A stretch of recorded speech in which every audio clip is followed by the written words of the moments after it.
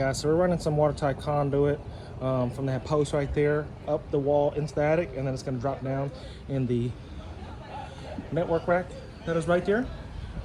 So to get it through the conduit, since I'm pretty much by myself, we're going to be using this Jonard fiberglass fish tape router.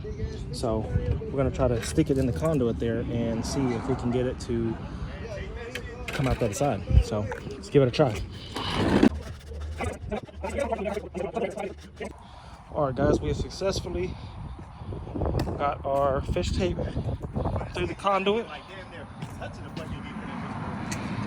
can see he has an orange conduit there, or the orange fish tape.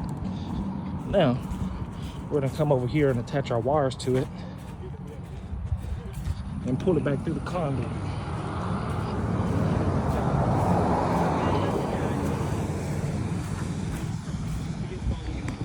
Oh yeah, we got about 2 feet.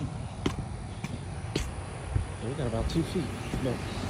Excuse me. So you're going to need to do where that's at? Yeah, it's gonna go up right there once it's said and done. You good? You good then? The wires attached to the glow rod. She's pulling slack. He's feeding the glow rod, and I'm also gonna try to pull on this side as well. There we go.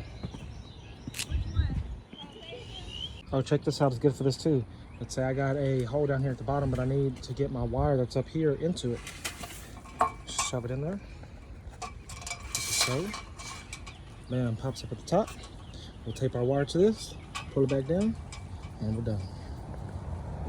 All right, go ahead and put it.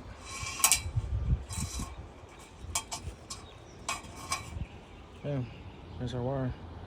It's that easy. All right, we got all the wires going through where the camera's gonna go.